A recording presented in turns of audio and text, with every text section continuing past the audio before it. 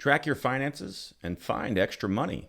Hey everyone, I'm Matthew Cornwell with Get Taped here in Atlanta, Georgia, one of Atlanta's original audition taping services, which I co-own with my beautiful wife, Brooke.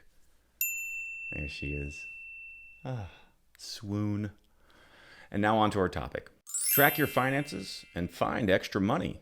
As an actor, one of the sweetest sounding words is residuals.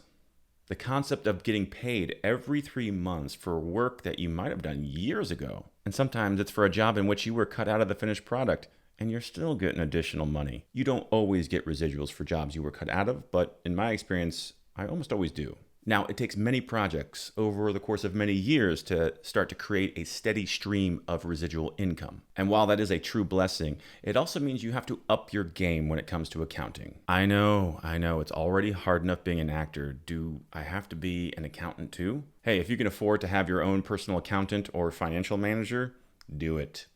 The other 99% of us are relegated to doing it on our own. That said, I want to share how I do it so that it might inspire you to find your own method, and you might also discover some missing money that is owed to you. So when I receive a session check or a residual check via snail mail or direct deposit, first thing I do is I go and open up my master spreadsheet. I then input a ton of information that is included on the check. Let's use this one as an example. This is a check for the Single Ladies pilot, which aired on VH1. As you can see, I made some bank off of this one. 1 cent, that is. Anyways, the things that I pull from this piece of paper into my spreadsheet are the following. I put both of these check dates in here. I don't know that I need both of those dates, but I do it anyways. I also put the name of the production, Single Ladies. I put the check number, which is important. I also do the run or the quarter that's listed here. I put the gross amount, and then I put the net amount that is on the actual check itself. Now, very important, the other two things that I include are the production company, VH1 Productions, Inc., and also the payroll company that sent me this check. And if the payroll company isn't listed here, it should be on the check stub itself, which in this case, it's Entertainment Partners. The reason why I make sure I record the production company and the payroll company is when the payroll company sends me that W-2 at the end of the year, I want to make sure that the total amount that they are reporting for me is indeed what I have recorded on my end. And it gets tricky when you've done 12 projects that all used Entertainment Partners for their payroll company. Some payroll companies will only report you just a total amount, no matter how many projects you did. Some payroll companies actually itemize right there on the W-2 the total amounts that you receive for each project. And that is very helpful. And so assuming you have all this data in your master spreadsheet, when you get to your W-2s at the beginning of the year, you need to check them against what you have recorded. Hopefully,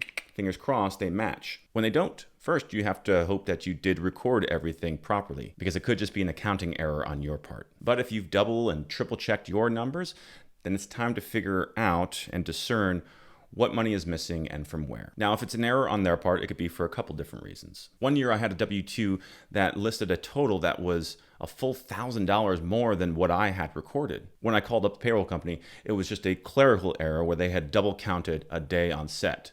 So they had to reissue me a W-2 and everything was hunky-dory. Recently, I got a W-2 from a payroll company where there was a discrepancy of $175.04 that I had never received. After one phone call, they were able to determine that there were 2 checks that somehow never made it to me. And the reason why it was such an easy phone call was that I had all the other check numbers from the year that I was able to give to them. They were able to cross-reference that on their end and determine which 2 checks had not made it to my inbox. This leads me to another important point.